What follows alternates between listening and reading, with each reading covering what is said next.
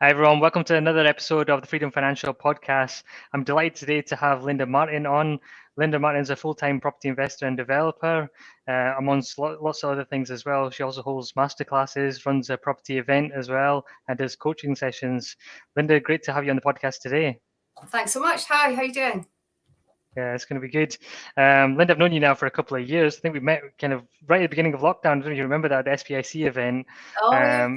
And I've been kind of obviously following your journey since then, even prior to that as well. So it's been great to kind of see the progression. I suppose for those that don't know you at the moment, it'd be good to get a bit of background on yourself. Yeah, absolutely. I have a development company, essentially flipping houses. And it mainly is residential projects that I work on. I have had a recent experience in the commercial development side of things, which was amazing. Loved that. Love to do more of that. But my bread and butter is renovating residential property. So we have a few projects on the go at the moment, and I've been doing this probably for close to 10 years now. And always busy. It's good. Yeah, I can imagine. And then what made you pick property, and in particular doing property flips? So I guess I have a background in property insurance. So I used to manage large insurance claims for insurance companies. So I guess I had a broad experience of the construction side of property, and managing budgets and renovations and so on. And when I returned to the UK, I didn't really know what I wanted to do, other than I wanted to work for myself. And I figured I should probably look to what I knew best, which was property. And I figured that if I could renovate a house for an insurance company, I could do it myself. So I did that, and I flipped a house and made a little bit of money on it. I thought the process was fairly straightforward. Although when I look back now, I probably think I didn't really know what I was doing. But gave it a try, loved it. I love the flexibility that it gave me. You know, I no longer had to report to anyone. I could schedule my own day the way I wanted to. And I guess because I did okay out of it, I thought I'll just do it again. And then things just really snowballed, Kessa, from there on. And I sort of fast forward all these years down the track. And I guess I haven't looked back. Yeah, amazing. Yeah. Picking kind of that as a strategy, you know, going into that full time, obviously must have been quite daunting as well. And with doing flips, it'll come in ebbs and flows, I'm sure, you know, where, you know, you'll make a profit from a deal and then, you know, we'll have nothing for long periods of time. You know, how have you managed that? I mean, certainly that's what it was like in the beginning. But I intentionally took things slowly and didn't want to put lots of pressure on myself. And I guess I didn't know then what I know now, insofar as I probably have more pressure nowadays because I've scaled the business to the extent where we tend to work on about 10 flips in a year. Okay. But you know, going back to when I first started, I did things slowly. I didn't take a lot of risk. Yes, it was daunting, but I think so long as you apply some common sense and don't put pressure on yourself to maybe do a renovation too quickly, it's I think it was probably reasonably straightforward. Yeah, good. And what made you pick doing flips over holding properties? Well, I didn't initially, actually. I always thought that, you know, because of what I had read about property investing, you know, the fastest way to wealth was to have as many properties as possible and take the rental income from that. But what happened was, I'm on the first project that I worked on, and when I said I, maybe made, I think, £20,000, which, a good profit by any means. And so that was my first one. And then I think for my second one, I did go down the buy-to-let strategy, but because I just made £20,000, when I then went down the buy-to-let path and I was cash flowing, say 200, can't remember exactly, £300 per month on one property, but I tied all my money up. I guess I'd experienced this nice sum of money versus very slowly being drip fed this cash flow. And I just felt that I preferred having, being able to crystallize my profits that you can do with flips and then roll it into the next one. Yeah, no, makes sense. Yeah, absolutely. Well, doing buy to let, it's definitely a long process, isn't it? Especially if you're trying to replace your income with that. Okay. Well, I mean, so obviously doing the flips for yourself, you've obviously scaled the business up over time, which is fantastic to hear. And I know one of the things that you've done as well is kind of broken the ceiling price on a lot of your property sales. So what sort of stuff are you looking at when you're looking at a property, and especially just now in the current market where people are finding it very difficult to find properties to even hold, and never mind kind of make a profit on? Mm-hmm, mm-hmm. Yeah, I mean, it is very difficult, without doubt. And, I have experienced these difficulties as well. And when I look back over the past 6 to 12 months, I would say, the number of offers that I have made on properties and also been, have lost out or gone to closing date, and you find out that you're number 15 of 18 offers, it's not great.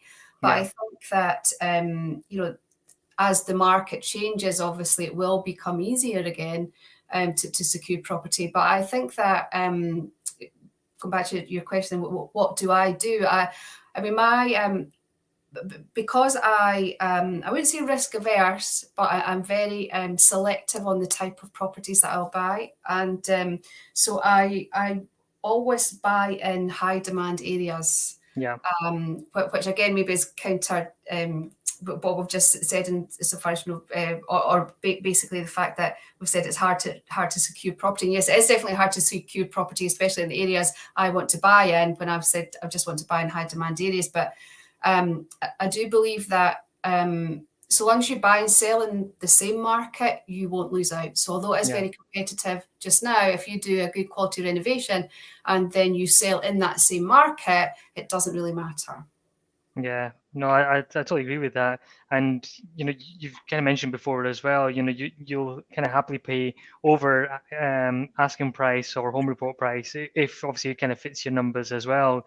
Often as investors, we're always kind of looking for that below market value deal, and if those aren't available, often it can be kind of years before people can buy a property. Just kind of waiting out for that one particular BMV deal. Yeah, absolutely. I mean, this whole BMV, below market value, is a term that I hear bandied about a lot, and I think it portrays the wrong message to people who are investing in property, because a below market value opportunity, they come along very rarely, if at all, in this market, because it's so competitive. And who really would want to sell a property below market value unless you're in really dire circumstances or distressed circumstances?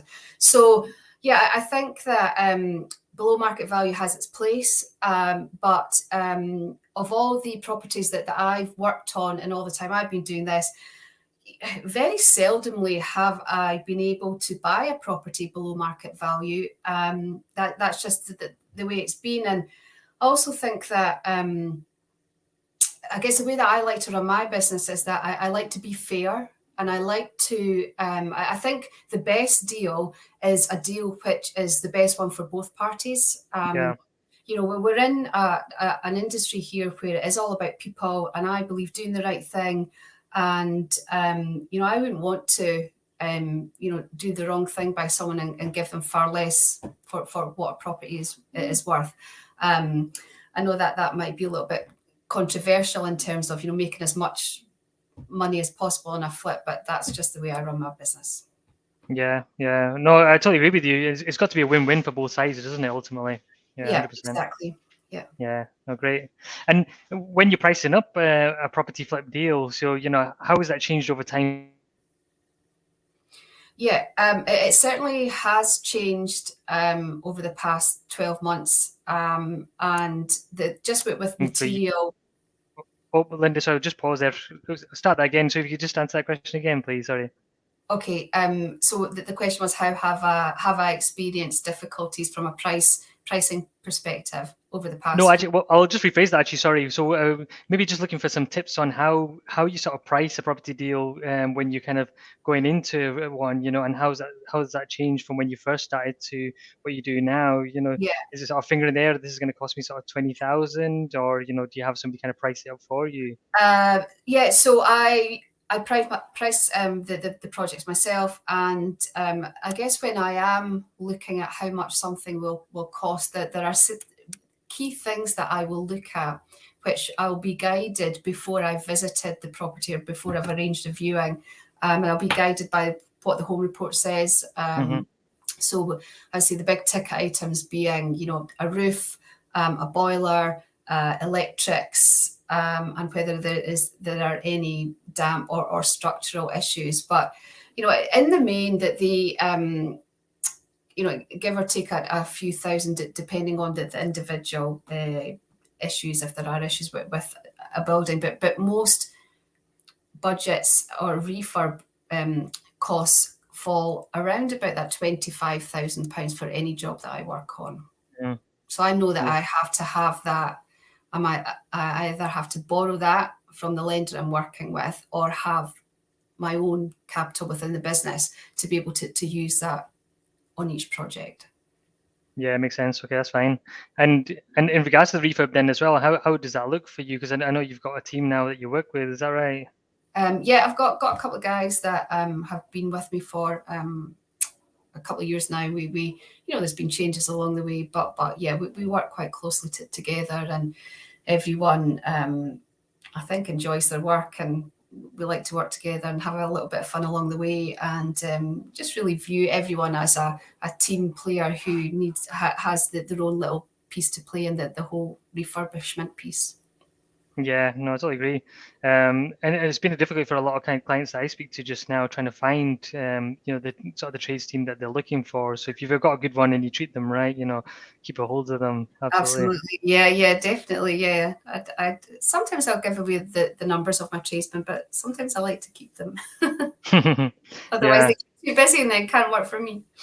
Yeah, it's difficult from their point of view as well, because they're managing such a big workload as well. Everybody's kind of pulling them from pillar to post, and oftentimes there's many people out there that won't pay on time as well. So I think that's kind of a good bit of advice. Just kind of pay your tradesmen on time, really. Oh, 100%. And I think I do feel for tradies out there, because especially the one man bands, because the pressures that they are under in terms of that they are available time. They have to run their own business, but they have to be good with the tools. They have to do the quote, and they have to go and pick up materials. I mean, it's a lot. Yeah. So I'm in the process of moving to some bigger firms to work with for that very reason. I do appreciate and understand the issues that some of these tradesmen can be under. And there's so much work on at the moment. Everyone has been putting money into their properties, as we know, rather than going on holidays and so on, that type of thing. Yeah, no, absolutely. And how has your business changed over COVID as well? Over the last 2 years, what sort of trends have you seen happen? Yeah, that's a really good question, actually. I was just asked that by a surveyor this morning, actually, when he was coming out to do a valuation on a house that we're selling. And I think that after experiencing material shortages and as a result of COVID and price rises, and tradesmen that have maybe been off sick and so on, and continue to be sadly unwell because of COVID. Yeah. It's meant that within the business, we have become exceptionally good at planning ahead and buying materials maybe earlier than what we might need, just so that we have everything available. So that has been beneficial, because it means that we're prepared, everything's on site. It means that we're not at the mercy of some of the price rises that there have been recently, or maybe we've not been affected as much as we could have been. So yeah, that's something that's changed. And yeah, I think having refurbished property through a lockdown period, it was probably one of the most challenging things to the business. It was very hard. Yeah, no, I can imagine. Interesting saying about kind of the price increases as well, and I suppose probably shortages as well, and we'll maybe continue to experience things. And when we're recording this is May 2022, with there's still lockdowns going on in China just now, which I imagine will have a knock-on effect to UK supplies for certain goods in the future. The war happening as well, I'm sure that will have an effect. So, how do you kind of preempt this? Is this kind of just kind of seeing what is kind of of shortage just now, and then sort of trying to stockpile that if you can? Yes, where possible. Well, one of the things that I do now is that I rarely actually buy a great deal online. I Yeah. use local suppliers Hmm. because I think the local suppliers who are maybe not as reliant upon uh, overseas imports, and if there are a lot of more British manufactured items, and they I think that the local guys seem to have more of a handle on the supply chain, and then I prefer using these guys, and rather than having to order something online and you have to wait for it, then it's delayed because it's coming from China. So it means that that the costs, I guess, probably have increased, but I do prefer doing keeping business local and using the local guys anyway, I have to Yeah. say. And yeah, that certainly has helped me. Yeah, fair enough. Well, I suppose with prices increasing, that'll be kind of eating into your profit margin. But are you finding, that's kind of with the properties kind of going over sort of the market value, that's helping with that? How have you Yeah, I found guess, that? yeah, definitely. I think, I mean, whenever I run my numbers on whether I want to take on a project or not, I will never factor in, what I might get, what might be achievable in this Okay. rising market. It's very much a case of I will base the margins upon what the property will be realistically valued by the surveyor at the Right. time it comes to go on the market, which is generally, about at that 6 month period after I've purchased it. And so, yeah, I guess it has had an effect. The material shortages, price increases have an effect on your margins, but then it's offset by, getting a considerably higher amount at a closing date, or a brilliant offer when you come to sell. So I guess we can't have it every way. It's just what it No. is. Yeah. Well, it's interesting that you kind of you view your numbers on sort of the home report value. So anything above that, then it's just a bonus, I take it. Yeah, Yeah. absolutely. Yeah. Excellent. I mean, the property market has been crazy over the last couple of years, and because you're kind of in the midst of it, with selling your properties, what do you feel sort of driving that demand at the moment? Um, I think, fundamentally, supply and demand issues, we don't have enough houses for people. Yeah. And I think that, that situation was always there, notwithstanding, the pandemic. And I just think that what people are looking for as coming out of the pandemic has changed somewhat in terms of, I hear people saying that there definitely is that they're looking for more outdoor space, and would prefer, even if it's a flat versus a house, they prefer a garden, and so on. And obviously people don't need to be as close to the city as maybe what they used to prefer to be from a commuting perspective. Hmm. But yeah, I think that that's why any sort of speculation on a housing crash, I think the prices might soften from an affordability point of view as a result of the banks tightening their lending criteria. But I still don't believe that the demand is going to shift at all, because people still need somewhere to live. Yeah. Yeah, I agree with that as well. Yeah, maybe we might not see the sort of, the people kind of offering way over, but I can't see the values dropping by much, especially in the areas that we're investing. I mean, so you invest in kind of Dunfermline, is that right? When I'm based in Dundee, similar sort of market in regards to kind of property prices there. So I don't kind of feel that they're overinflated in regards to kind of even from affordability from a residential point of view just now anyway. Yeah, exactly. I know. And I mean, I still think that there is, people are, that there is money out there, and Yeah. people seem to be able to find the cash to offer above the home report.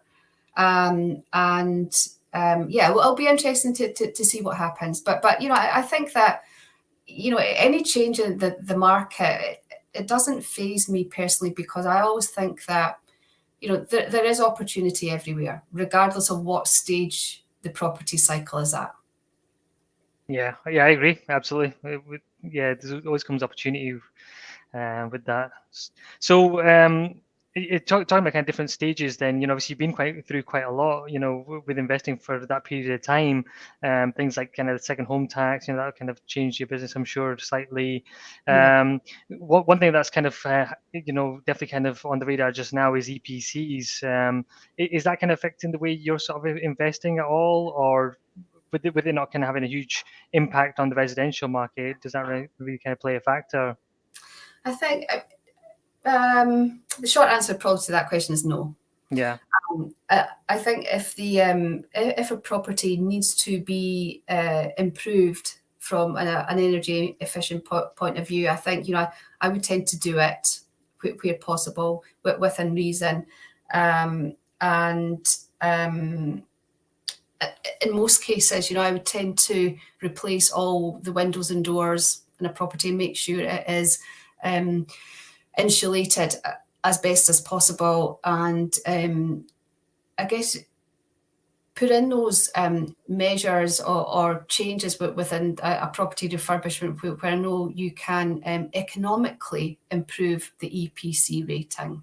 And I think more people seem to be taking more interest in what the EPC report is saying. Yeah. That EPC report that comes along with the home report, because I think it's fair to say that a lot of people in the past just haven't paid a great deal of attention to it. But I do see that, I have seen that more and more actually, when people are viewing the properties. Once I've worked on them to sell, I do like to do my own viewings. In most cases, I just like to hear what people have to say, and I believe that I'm probably the best person to sell the projects. And the questions are being asked about the various ratings and so on, and people didn't do that years ago. Yeah, it's definitely kind of probably on people's minds just now, especially with the rising cost of utilities as well. Yeah, so. Gosh, yeah, I know it's not ideal. No, definitely not. Okay, so when you're refurbing a property, do you have kind of your sort of end client in mind? How do you kind of view your refurb? Yeah, that's a good question, Chris. So my market is the sort of sweet spot that I like to work in the market is your traditional sort of 3-bed family type home. So my target market is families, and so everything from a design, styling, refurbishing point of view, I will always have that family buyer in mind.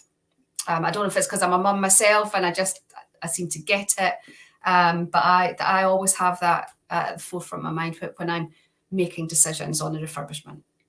Yeah, well, your properties visually, they're stunning. They look really nice. Did you have kind of experience of that prior when working in insurance, or is that just something that you've kind of tailored over time?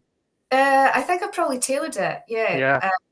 I wouldn't. I'm saying I don't have any sort of formal interior design qualifications, anything like that. I'm probably a bit of a geek in that. I'll scroll Instagram and Pinterest and so on. But also I just like to keep on top of what people are buying and what is in, so that I know that my project will appeal to as many people as possible. So, whether I'm in the carpet shop or the tile shop, I will see what are people, or kitchens is a good example actually. I will always say to the person selling the kitchen, what's everyone buying? Is grey still in, or are we moving to a different colour? It's not what I want. I want to put something into property that I know will go down well with that family buyer. Yeah. No, well, it definitely shows. You definitely got a flair for that. I think if that was me doing it, it'd probably just be plain white walls everywhere. I don't have any kind of design. The reason I do that too, I use a lot of colour actually, but I do that because when people are scrolling through Rightmove looking for a property to buy, if all they're looking at is a white box with grey carpet, it doesn't really draw them in and get their attention. So I intentionally will use a bright color piece of artwork, or paint a feature wall, put a nice light fitting in, or a mirror, something like mirrors. Mirrors are a good one, so you can bounce light around the room. And I'll do that so that it's eye-catching, because it's believed that people will buy a property within the first 30 seconds of seeing it. Yeah. So if you can grab their attention, I think, and get as many people to view that property as possible, it can only help but to increase, the price that you might get at the end when it comes to sale. Yeah, amazing. And you've consistently broken the ceiling price on a lot of your properties. What sort of feedback have you got from your clients on, why they're willing to kind of pay over and above sort of the regular sort of, market for other types of properties? Yeah, I think where I like to pitch my projects is that I or position them, if that's the right word, is that I want to be competing with a show home that a new build, or a builder, whether it's your Taylor Wimpey, Bellway, Persimmon, are offering. Mm-hmm. So that's where I like to give people the choice of either buy my property or a new build, because we know that when the big builders present their properties, they stage them and style them to look absolutely amazing, and that's what I do with mine as well. And I think that's is the main difference in what I do to maybe what other developers do. I've recognised that people will be, I guess, that they're more likely to offer a higher figure when they can see themselves living in it and it looks like a home. Yeah. And so by using soft furnishings, and as I said, the colour and so on, and creating a home that they can aspire to, I think has been one of the reasons why my business has been so successful. Yeah. Okay. And how does that look like in regards to the refurb? What sort of level of work would you go to? So let's say if we kind of have an example of a 3-bedroom ex-local authority house that you got the keys to. Typically, what would you do to that type of property? Yeah, that's a really good question, because for a lot of people, and certainly when I look at some of the projects that I've worked on, perhaps a lick of paint, or just, I don't know, paint in the kitchen doors would maybe suffice. But I prefer to go the other way, and I like to rip the house out completely, possibly reconfigure it, take down an internal wall to improve the space for my family buyer, and do it that way. So yes, it does mean that the refurb costs might be higher than what they need to be. But as I say, I believe that you get the money when it comes to sell. Yeah. Yeah, no. Well, if nobody follows, if you don't follow Linda already, definitely kind of follow her online, and you'll get a kind of good idea of what she does and what projects look like at the end. So so to take it kind of, then it's pretty much ready for the kind of clients to move in. When they got the keys, apart from kind of finishing it themselves. Yeah, exactly. Yeah. And do you have a kind of cookie cutter approach when it comes to these properties, or is every property different? Every property's different. Yeah. I think, I think that's probably been one of my main points of difference, actually, is to treat every project on its own merits, and choose, design it and be sympathetic to that individual property, rather than, the same kitchen or styling or same grey wall every time. I actually, sometimes I get a little bit, what's the word?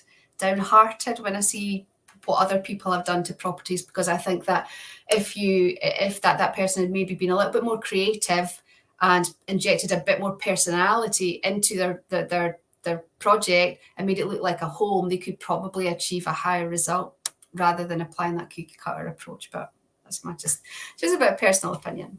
Yeah. Well, it obviously kind of shows your passion, kind of shows through. And Jim's just said two great people in their respective fields. So, nice comment for you there.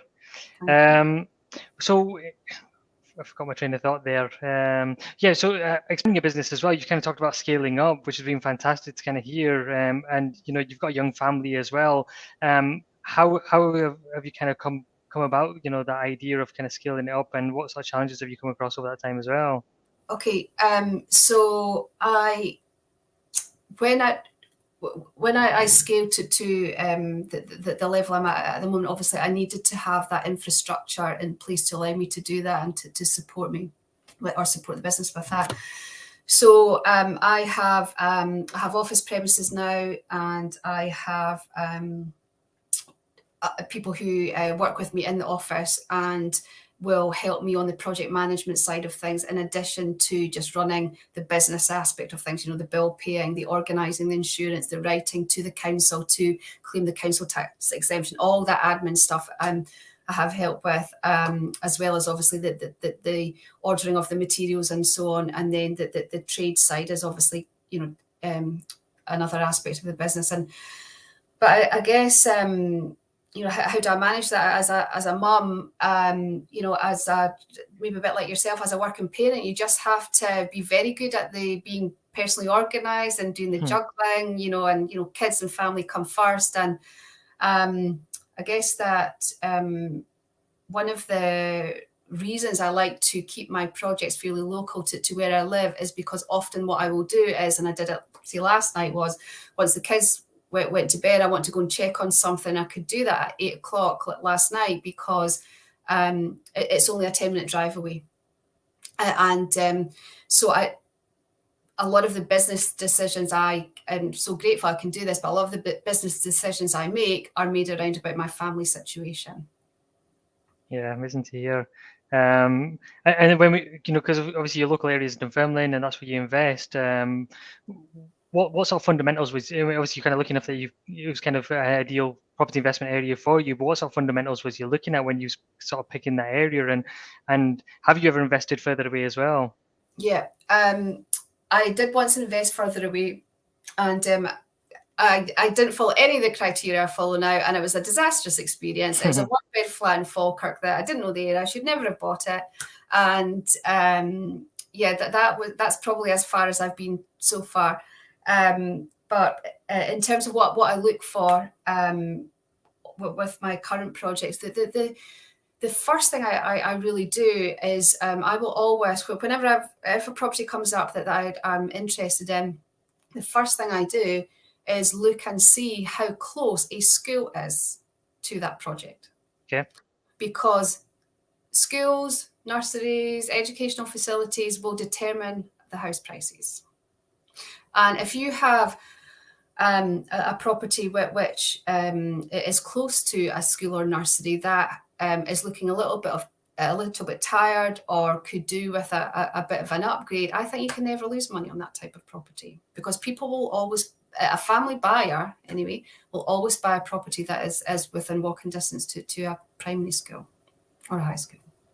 Yeah, no, I totally agree with that. Yeah, and even like these tired properties, a lot of sort of residential people won't want to buy a tired property because they might not have the funds to actually kind of refurb the property, or might not even be wanting to do the refurb. They'd much rather buy a property like you've got, Linda, where they can kind of move in from day one. Yeah, absolutely. There's a market there for everybody. Yeah, okay. So kind of moving forward to kind of where you are just now, what's your current plans or future plans? Yeah. I continue to throw that about in my own mind, actually. What next? What do I want to do next? So I did touch on the fact I've recently renovated a commercial property, changed that into serviced offices, and that's where I have my own little office too. And so nice. I enjoyed that experience, and it's a beautiful old building that I renovated. I'd like to do a bit more of that. And I have a few projects on the go at the moment, and I have a big one starting hopefully in the next 4 weeks or so, in a little bit further afield actually, but it's still within Fife, and that is a development of 6 houses. Oh wow, okay, nice. Yeah, you're going to build them from the ground up? Yeah. No, so they just all need to they need to feel the love. They need a little bit of TLC. They've been unoccupied for a while, and it's in a beautiful part of the East Neuk of Fife. And I will bring them back to life again, and I'll see what happens there. I'm really quite excited about that. Interesting, yeah. So buying 6 at one time as well, you've kind of benefited from saving on the ADS there as well. Well, actually, sorry, I say 6. It's 5, but I will convert the fifth one into 2. Okay. So, although I didn't pay full ADS, but I was able to claim one of the exemptions for multiple dwellings, which I think it meant that the bottom line was the additional 4% anyway. So yeah, it's just sadly there's nothing we can do about that tax, and we just have to wear it, don't we? Absolutely. Yeah, exactly. Well, and as you said earlier on, if you still make a profit at the end, it doesn't really matter, does it? Yeah. Exactly. And the commercial project, then how was that, compared to doing your residential Yeah. flips? And Do this you one know you're what? obviously holding as well. Yeah, it was actually easier, Kessa, because Okay. in a commercial office, there's no bathroom, there's just a toilet, there's no kitchen, there's no cooking facilities. We just needed a dishwasher and a fridge, and decorated the office spaces. So yeah, that was really great. As I say, it's just there's something really nice about bringing an old building back to life. It's yeah, that's really rewarding. Yeah, nice. And you got your own office in there as well, so that's Yeah, I fantastic. do. I know. So no more working at my kitchen table. Yeah. Um, that's good. I feel more organized. Good, good. And also you kind of helping other people as well, so you're offering masterclasses, you've run a property event as well in Edinburgh, and you're also doing coaching. So if you could kind of cover that a bit as well, please. Yeah, sure. So yeah, I often am contacted on Instagram, about people asking me for help, and how they can also do what I do. And so I thought that if I could share my knowledge with people as well, that would be a great thing to do. So I do some group coaching, some one-on-one coaching, and mentoring, and basically on how to flip a house and how to do it in such a way that you make best use of your budget, your time, and I guess don't stress yourself out too much in the process as well. So yeah, I do that, and yeah, that's great. I love it because I mean that there is a lot of information online, or a lot of other paid courses you can do, but I think that if people are able to reach out to other people who are maybe a few steps further ahead of where they'd like to be, it's only a good thing. I know that, looking back to when I first started, there was no Facebook, there was no Pinterest. There was very little information available, and I just had to, give things a try and really learn by my mistakes. And I think it needn't be that way nowadays. Yeah, I totally agree. Yeah, we're in the information age now, aren't we? There's so much information online, which is great, but at the same time, sometimes there's too much information. So it's nice having somebody like yourself that can kind of hold their hand and kind of walk them through the process. Oh yeah, absolutely. I mean, that's one of the things that I still struggle with is the sheer choice of fittings, furnishings. It's enormous nowadays. And as you see, we've got access to absolutely everything, and sometimes too much choice is a bad thing. Absolutely. Yeah, 100%. Right, Linda, that's been great today, listening to you. I hope I'm sure all the listeners have really enjoyed that too. If somebody wants to connect with you or maybe work with you in the future, how can people follow you or connect with you online? Yeah, thank you. Yeah, love to do that. Anyone who wants to reach out, please do so. My hashtag on Instagram is at Linda Martin Property, and send me a DM, and yeah, we can chat that way. Great. And you also run the property meetup in Edinburgh as well. So you want to do a quick plug on that as well? Oh yeah, so our networking group in Edinburgh, first Wednesday of every month, the Scottish Property Podcast. It's at the Novotel, Hermiston Gate, and yeah, love to see some new faces along there too. And we will have guest speakers and people sharing their property journey, their property story, and yeah, that's a great night. So thanks for reminding me of that too. Yeah, no worries. Yeah, definitely. If you haven't already, then definitely just kind of get along to that. Right, Linda, it's been a pleasure listening to you today. It's been very inspirational kind of watching you over the last couple of years as well. I'm looking forward to see where your journey progresses over time as well. Awesome. Thanks so much, Kate. Yeah, it's been really fun to talk to you. Excellent. Right. Thank you, everybody. Bye. Cheers. Bye.